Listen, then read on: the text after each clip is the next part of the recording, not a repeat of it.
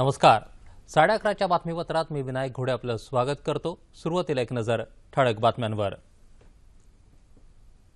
उरणमधील घटनेच्या संदर्भात राष्ट्रीय सुरक्षा दल तसंच दहशतवाद विरोधी कमांडो पथकं मुंबईत 3 ठिकाणी तैनात. राज्याच्या किनारपट्टीवर हाय अलर्ट जारी. विविध यंत्रणांमार्फत कसून शोध मोहीम. आपल्या भूमीवरील दहशतवाद संपवून जबाबदार राष्ट्र बनवण्याचा भारताचा पाकिस्तानला सल्ला.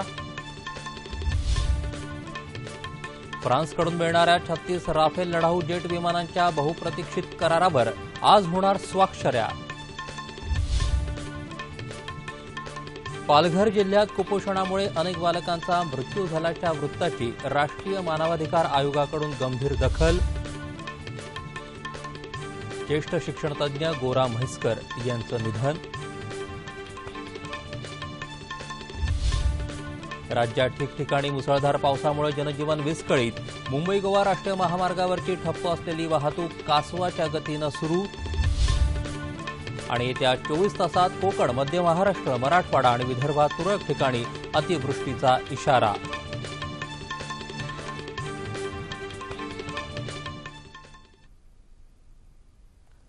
नमस्कार. आता बातम्या विस्तारानं पाहूयात. उरणमध्ये काही संशयित व्यक्ती दिसल्याच्या संदर्भात राष्ट्रीय सुरक्षा दल तसंच दहशतवाद विरोधी कमांडो पथकं मुंबईत 3 ठिकाणी तैनात करण्यात आली आहेत. तसंच राष्ट्रीय सुरक्षा जवानांचं एक पथक नवी दिल्लीत सज्ज असून गरज पडली तर हे पथक मुंबईत पाठवण्यात येईल.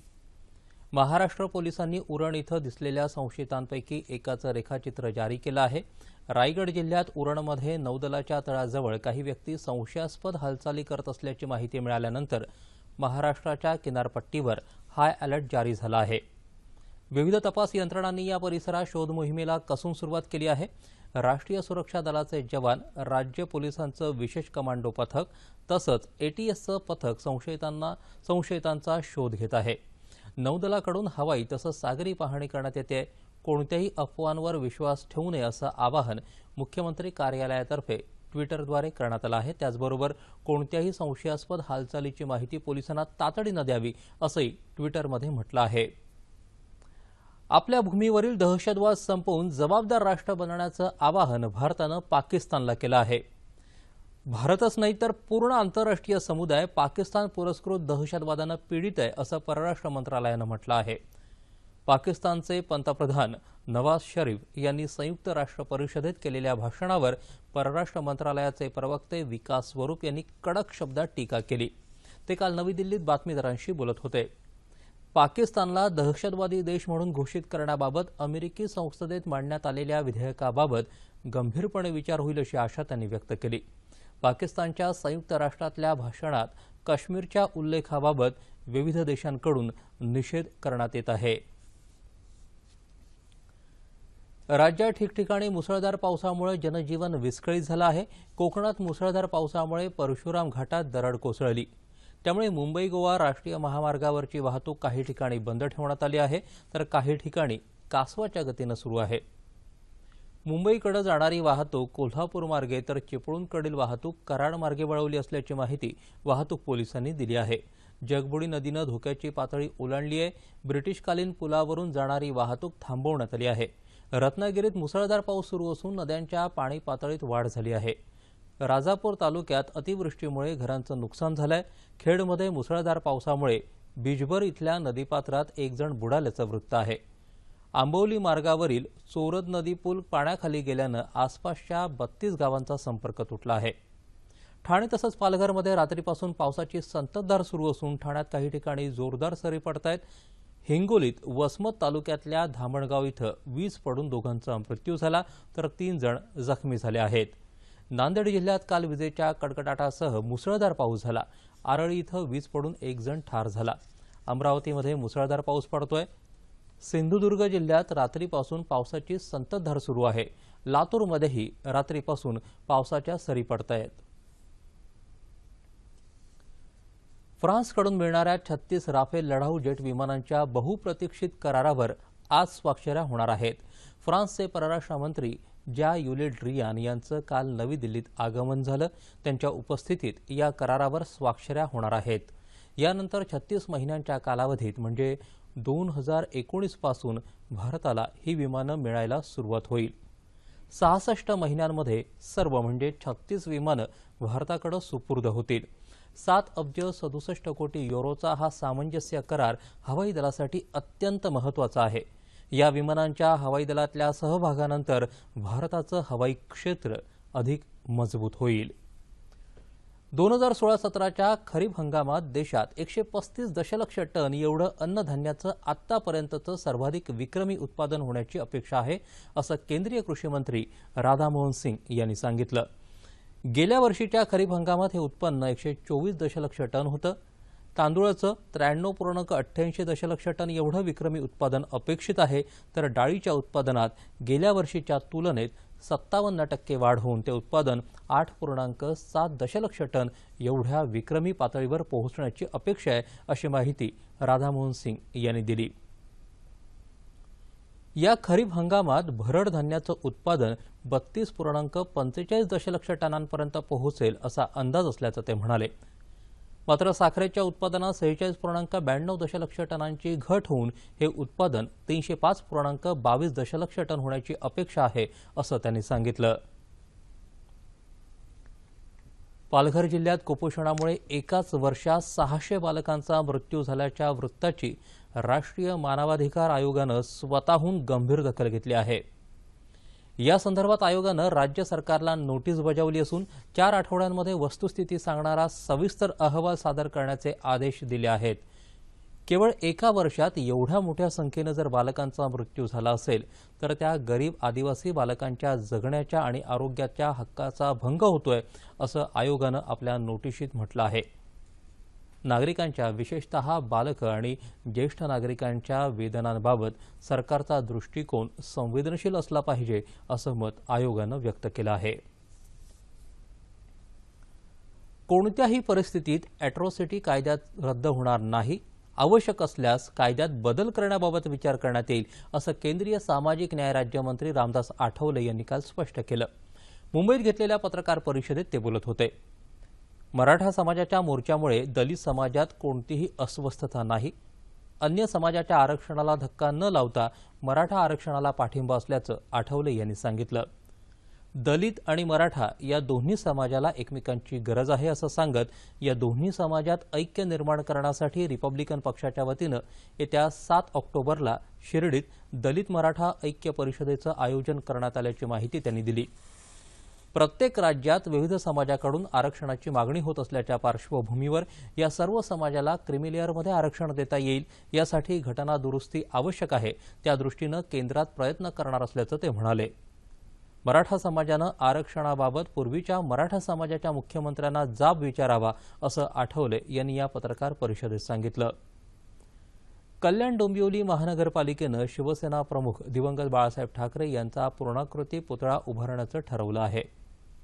बाळासाहेबांचा ब्रॉन्झचा 22 फुटी पुतळा बनवण्याचं काम कोल्हापूरचे शिल्पकार संताजी चौगुले यांना दिलं आहे. गेल्या वर्षभरापासून हे काम सुरू असून आता ते अंतिम टप्प्यात आलं आहे. शिवसेना पक्षप्रमुख उद्धव ठाकरे यांनी काल या पुतळ्याच्या कामाची पाहणी केली. त्याचबरोबर चौगुले यांना काही सूचना केल्या. पुतळ्यामध्ये काही बदल सुचवले. शिवसेना नेते एकनाथ शिंदे यावेळी उपस्थित होते.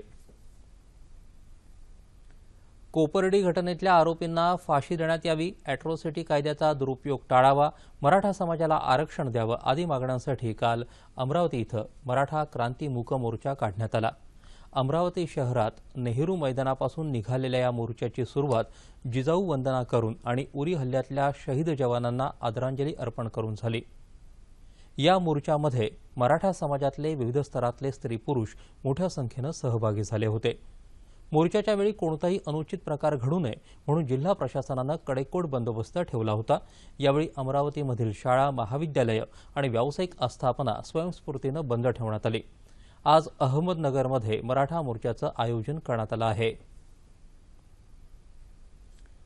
वैद्यकीय प्रवेश प्रक्रिया फेरीबद्दल विद्यार्थ्यांच्या मनात गोंधळ असला तरी विद्यार्थ्यांची गैरसोय झाल्यास सरकार मुदत वाढवून देणार असल्याचं वैद्यकीय शिक्षण मंत्री गिरीश महाजन यांनी स्पष्ट केलं.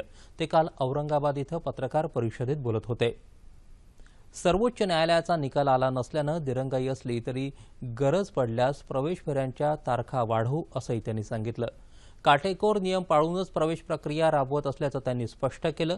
खासगी संस्थांतील प्रवेशही नीटच्या माध्यमातूनच होतील असंही ते म्हणाले. रायगड जिल्ह्यातल्या डॉ. बाबासाहेब आंबेडकर तंत्रशास्त्र विद्यापीठातल्या पदवी विभागातल्या शिक्षकेतर कर्मचाऱ्यांनी 12 वर्ष उलटूनही विद्यापीठात सामावून न घेतल्याच्या निषेधार्थ साखळी उपोषण सुरू केलं आहे. या उपोषणाचा आजचा 3रा दिवस असून यात 41 कर्मचारी सहभागी झाले आहेत. या विभागातल्या शिक्षक आणि शिक्षकेतर कर्मचाऱ्यांना नव्यानं स्थापन झालेल्या विद्यापीठात समाविष्ट करण्याबाबत 2004 मध्ये मंजुरी मिळूनही प्रशासनाच्या गलथानपणामुळे गेली 12 वर्ष या निर्णयाची अंमलबजावणी झाली नसल्याचा या कर्मचाऱ्यांचा आरोप आहे. यामुळे कर्मचाऱ्यांना बढती आणि इतर फायद्यांपासून वंचित राहावं लागत असल्याचंही त्यांचं म्हणणं आहे. गेल्या 2 ते 3 महिन्यांपासून काम बंद आंदोलन सुरू करूनही विद्यापीठ प्रशासनानं दुर्लक्ष केल्यानं उपोषण सुरू केल्याचं आंदोलकांनी म्हटलं आहे. आदिवासी विकास विभागाच्या सहआयुक्तांच्या अंगावर शाई फेकल्याची धक्कादायक घटना औरंगाबादमध्ये घडली.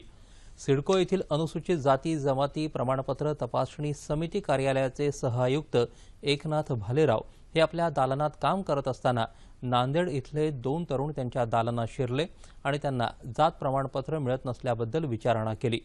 यावेळी या दोघा तरुणांनी भालेराव यांना शिवीगाळ करत त्यांच्या अंगावर कागदपत्रांवर शाई फेकून कागदपत्रांची नासधूस केली आणि गोंधळ घातला. त्यांना शाईची बाटली फेकून मारली. मात्र भालेराव तातडीनं बाजूला झाल्यानं खिडकीची काच फुटली. तत्काळ सुरक्षा रक्षक आणि पोलिसांनी या दोघांना ताब्यात घेतलं.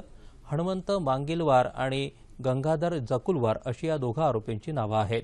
या प्रकरणी आदिवासी विकास विभागाच्या कर्मचाऱ्यांनी काम बंद आंदोलन करत घटनेचा निषेध केला. पुण्यात आजपासून 3 दिवसांच्या राष्ट्रीय शिक्षक परिषदेचं आयोजन करण्यात आलं आहे. याबाबत माइट्स MIT संस्थेचे उपाध्यक्ष राहुल कराड यांनी बातमीदारांना माहिती दिली. परिषदेचं उद्घाटन मुख्यमंत्री देवेंद्र फडणवीस यांच्या हस्ते होणार आहे. या परिषदेत 7 विषयांवरल्या सत्रांसह टीचर टू टीचर कनेक्ट ही 2 विशेष सत्रही आयोजित केली आहेत. यात शिक्षकांना आपल्या विचारांचं आदान प्रदान करता येईल. या सर्व सत्रांसाठी संबंधित विषयातले तज्ज्ञ मार्गदर्शन करणार आहेत. फक्त शिक्षक म्हणून नव्हे तर उत्तम संशोधक, संवेदनशील, समाजाभिमुख, प्रगतिशील, दिशादर्शक, प्रेरणादायी आणि तत्वनिष्ठ शिक्षकांची फळी निर्माण करणं हे या परिषदेचं उद्दिष्ट आहे, असं कराड यांनी यावेळी सांगितलं.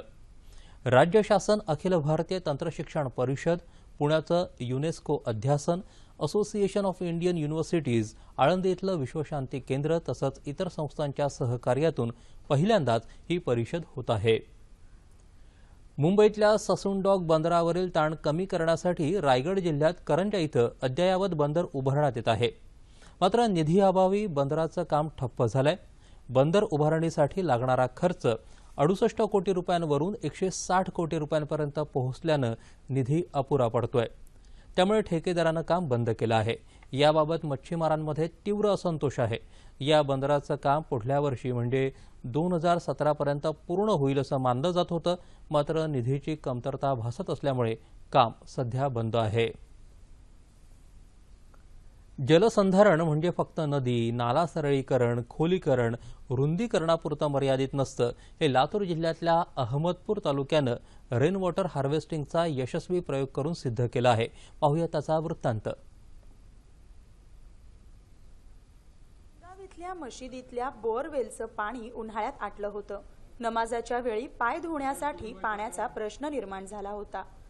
त्यावेळी मशिदीच्या छतावर पडणारं पाणी बोअरमध्ये सोडण्याची संकल्पना गटविकास अधिकारी नितीन दाताळ आणि मशिदीच्या पदाधिकाऱ्यांनी अंमलात आणली. लोकसहभागातून या ठिकाणी रेन वॉटर हार्वेस्टिंगचा प्रयोग राबवण्यात आला. त्यामुळे आता पाहिजे तेवढं पाणी बोअरवेलला सुरू झालं आहे. यामध्ये लोकांचा सहभाग अत्यंत चांगला मिळाला.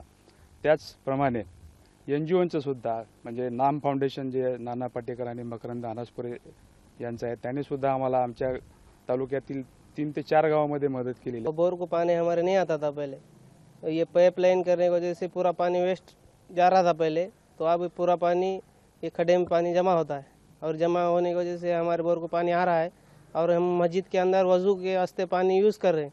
और ये पानी फुल आ रहा है, चालू है। मंदिराच्या पाईपलाईन केल्यामुळं खड्ड्यामध्ये सहज खड्ड्यामध्ये हातपंपाच्या पाण्यामुळे आम्हाला कधीच त्रास झाला नाही. पुन्हा टँकरची गरज सुद्धा पडली नाही. गादेवाडी गावात मंदिरासह घराघराच्या छतावर पडणारं पाणी जमिनीत मुरवण्यात आलं. त्यामुळे भर उन्हाळ्यातही या गावाला टँकरची गरज भासली नाही. त्याचबरोबर सताळा गावालगतच्या नदीपात्रात मोठ्या प्रमाणावर पाणी साठा निर्माण झाला आहे. गादेवाडी या गावाला आता 24 तास पाणी पुरवठा होत आहे. ग्रामसेवक संघटनेनं केलेल्या 47,000 रुपयांच्या मदतीमुळे पाणी जमिनीत मुरवत भूगर्भातील पाण्याची पातळी वाढायला मदत झाली आहे. टँकरनं पाणी पुरवठा होत असलेल्या शहरांमध्येही रेन वॉटर हार्वेस्टिंगचा प्रयोग राबवला तर पाणी टंचाईचा प्रश्न सुटायला नक्कीच मदत होऊ शकते. पुण्यात गरवारे महाविद्यालयात हिंदी पंधरवड्याच्या निमित्तानं एका कार्यक्रमाचं आयोजन करण्यात आलं होतं. पुणे विद्यापीठाच्या हिंदी विभागाचे प्रमुख सदानंद भोसले यावेळी उपस्थित होते. प्रकाश वर्मा यांच्या अनुसंधान एक विमोचन या पुस्तकाचं प्रकाशन यावेळी भोसले यांनी केलं. हिंदी ही देशाची राजभाषा आहे, मात्र आपल्या देशात सर्वांनी इंग्रजीलाच प्राधान्य दिलंय. परदेशात आपली भाषा बोलायला प्राधान्य दिलं जातं, मात्र भारतात हे दिसत नाही असं मत भोसले यांनी यावेळी व्यक्त केलं. सुनील देवधर, इंद्रजित राठोड यांनी कार्यक्रमात आपल्या कविता सादर केल्या. मॅजेस्टिक प्रकाशनतर्फे देण्यात येणाऱ्या जयवंत दळवी स्मृती पुरस्कारासाठी प्राध्यापक अनिल सोनार यांच्या उडाला तर कावळा बुडाला तर बेडूक या विनोदी लेखसंग्रहाची निवड करण्यात आली आहे. 11,111 रुपये आणि स्मृतिचिन्ह असं या पुरस्काराचं स्वरूप आहे. मनोरमा प्रकाशननं हे पुस्तक प्रकाशित केलंय. 8 ऑक्टोबरला पुण्यात होणाऱ्या एका कार्यक्रमात या पुस्तकाचं वितरण होईल. ज्येष्ठ शिक्षणतज्ञ डॉक्टर गोरा म्हैसकर यांचं काल रात्री नांदेड इथं निधन झालं. ते 94 वर्षांचे होते. मराठवाड्याचं मागासलेपण दूर करण्यासाठी म्हैसकर यांनी महत्त्वाची कामगिरी केली. मराठवाडा विद्यापीठाचे कुलगुरू म्हणूनही त्यांनी उल्लेखनीय कार्य केलं. 1976 ते 1982 या कालावधीत ते राज्यसभेचे सदस्य होते. देशातल्या शिक्षण व्यवस्थेतल्या बदलाबाबत केंद्र सरकारचं लक्ष वेधून अनेक समस्या सोडवण्यात त्यांनी महत्त्वाचं योगदान दिलं. बाबा आमटे यांचा आदर्श घेऊन नांदेडमध्ये नेरली इथं कुष्ठधार उभारणीत त्यांचा महत्त्वाचा वाटा होता. शिक्षण क्षेत्रातल्या त्यांच्या अमूल्य योगदानाबद्दल डॉक्टर बाबासाहेब आंबेडकर मराठवाडा विद्यापीठानं त्यांना डिलीट देऊन गौरव केला होता. महाराष्ट्र शिक्षण सल्लागार मंडळ, शिक्षण संशोधन परिषद, राज्य नियोजन समिती याबरोबरच विविध समित्यांवर त्यांनी काम पाहिलं. आज दुपारी 4 वाजता नांदेड इथं त्यांच्या पार्थिवावर अंत्यसंस्कार करण्यात येणार आहेत. भारत आणि न्यूझीलंड दरम्यान कानपूरच्या ग्रीन पार्क मैदानावर सुरू झालेल्या पहिल्या क्रिकेट कसोटीच्या पहिल्या दिवस अखेर भारतानं 9 बाद 291 धावा केल्या आहेत. नाणेफेक जिंकून प्रथम फलंदाजी करताना सलामीवीर KL राहुलनं 32 धावा केल्या. त्यानंतर 65 धावा करणारा मुरली विजय आणि 62 धावा करणाऱ्या चेतेश्वर पुजारा यांनी दुसऱ्या गड्यासाठी 112 धावांची भागीदारी केली. अजिंक्य रहाणे 18 धावांवर बाद झाला. रोहित शर्मा 35 धावांवर तर अश्विन 40 धावा करून तंबूत परतले. मोहम्मद शामी आणि वृद्धिमान साहा भोपाळी फोडू शकले नाहीत. आज सकाळी खेळ सुरू झाल्यानंतर रवींद्र जाडेजानं 18 धावांवर तर उमेश यादवनं 8 धावांवर खेळायला सुरुवात केली. कालच्या धावसंख्येवरून 27 धावांची भर घालून भारताच्या 118 धावा झाल्या आहेत. आता जाणून घेऊयात हवामानाची स्थिती. पावसाच्या पार्श्वभूमीवर उस्मानाबाद जिल्ह्यात अतिदक्षतेचा इशारा देण्यात आला असून येत्या 36 तासात तुळजापूर, उमरगा, लोहारा परिसरात अतिवृष्टी होण्याचा अंदाज आहे. तसंच कोकण, मध्य महाराष्ट्र, विदर्भ आणि मराठवाड्यात तुरळक ठिकाणी अतिवृष्टीचा इशारा हवामान खात्यानं दिला आहे. हवामान जाणून घेतल्यानंतर आता पाहूया ठळक बातम्या पुन्हा एकदा. उरणमधील घटनेच्या संदर्भात राष्ट्रीय सुरक्षा दल तसंच दहशतवाद विरोधी कमांडो पथकं मुंबईत 3 ठिकाणी तैनात. राज्याच्या किनारपट्टीवर हाय अलर्ट जारी, विविध यंत्रणांमार्फत कसून शोध मोहीम. आपल्या भूमीवरील दहशतवाद संपवून जबाबदार राष्ट्र बनण्याचा भारताचा पाकिस्तानला सल्ला. फ्रान्सकडून मिळणाऱ्या 36 राफेल लढाऊ जेट विमानांच्या बहुप्रतीक्षित करारावर आज होणार स्वाक्षऱ्या. पालघर जिल्ह्यात कुपोषणामुळे अनेक बालकांचा मृत्यू झाल्याच्या वृत्ताची राष्ट्रीय मानवाधिकार आयोगाकडून गंभीर दखल. ज्येष्ठ शिक्षणतज्ज्ञ गोरा म्हैसकर यांचं निधन. राज्यात ठिकठिकाणी मुसळधार पावसामुळे जनजीवन विस्कळीत. मुंबई गोवा राष्ट्रीय महामार्गावरची ठप्प असलेली वाहतूक कासवाच्या गतीनं सुरू. आणि येत्या 24 तासात कोकण, मध्य महाराष्ट्र, मराठवाडा आणि विदर्भात तुरळक ठिकाणी अतिवृष्टीचा इशारा.